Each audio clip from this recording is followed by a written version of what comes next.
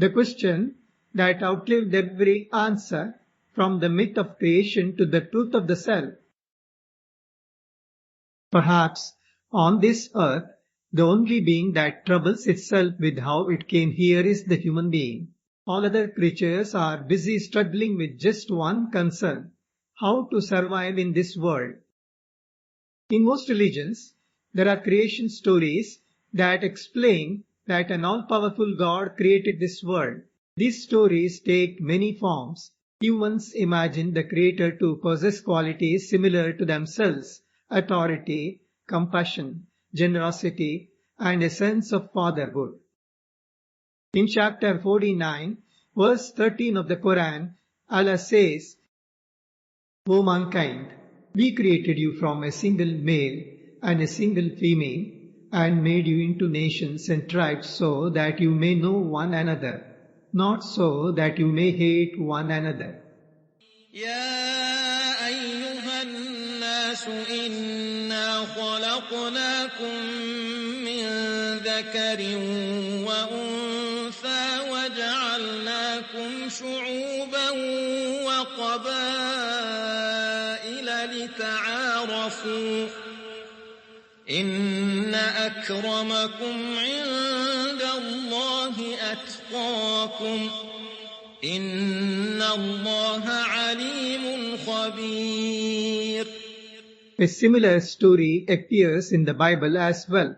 There, God creates Adam and Eve, and it is said that all of humanity descends from this original pair. In Hinduism too, there is the story of Brahma, the creator of the world. According to all these stories, the creator is different from the creation. The creator is the original source, and creation is something that has emerged from that source. However, there is an interesting point to note in these stories. They portray only humans as the direct descendants of God. All other living beings in the world are described as if they exist merely to serve human beings.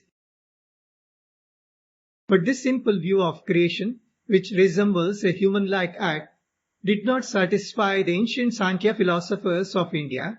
They proposed their own theory of evolution. According to them, there is no creator for this world.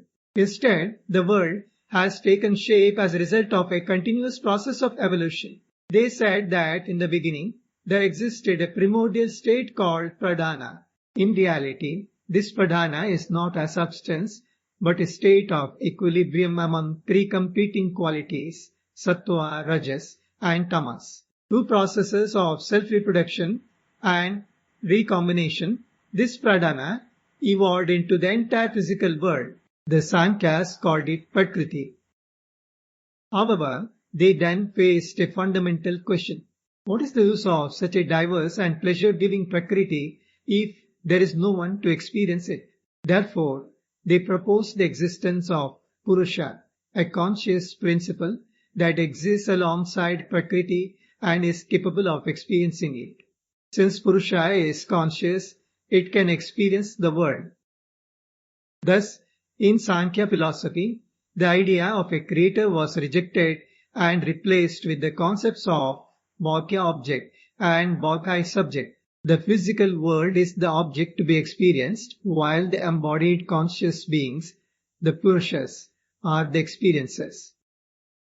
Yet, a deeper question remained unresolved. Where did this pradhana come from? Even though it does not possess the capacity to experience, what drove it to evolve into such a diverse world? Likewise, the origin of the Purushas remained a mystery. If there is no creator, how did they come into existence? Thus, the question remained unanswered. The Vedanta philosophers of India rejected the Sankhya argument. They argued that an insentient and inert pradhana cannot, on its own, evolve into such a diverse world. For such a profound process, there must be intelligence, an evolving intention, and a purpose. But none of these exist in inert pradhana, and the question of the origin of the Purushas still remain. Who created them? The Vedic rishis deeply contemplated and debated these questions. Although they arrived at various answers, none gave them complete satisfaction. However, they knew that there existed a certain path that could answer all questions. That path was meditation. So, they entered into deep meditation. As expected, they found the answer. But this answer came only when they transcended the boundaries of the mind. After all, what is meditation if not going beyond the limits of the mind? When they emerged from meditation, they found no adequate means to express the truth they had realized. They exclaimed, "That cannot be seen, heard, or experienced through any of our senses, nor can it be grasped by the mind.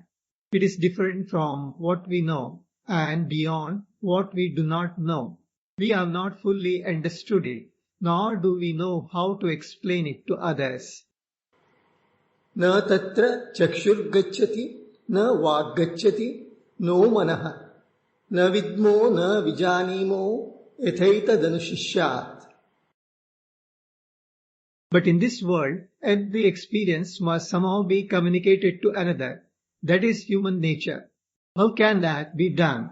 In the Chandogya Upanishad, the father Uddalaka explains this to his son Shvekshataketu and says, "That which permeates this entire universe, that which gives consciousness to everything, that indeed is the Atman. That is the ultimate reality." This means that both the inert world and all conscious beings are different expressions of the same Atman. In other words, each one of us is the very form of that Atman. From here arises the famous Upanishadic statement, Tat Tvamasi, you are that.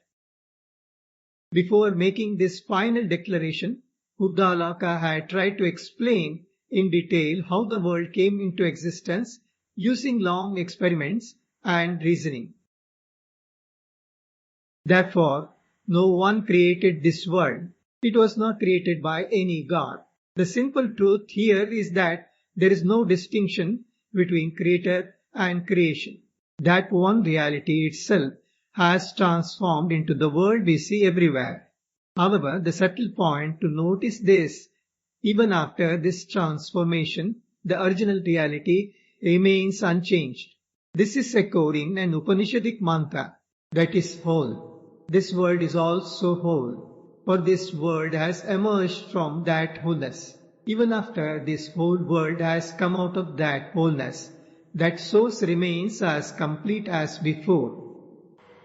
Purnamada Purnamidam Purnat Purnamudachyate Purnasya Purnamadaya Purnamevavashishyate.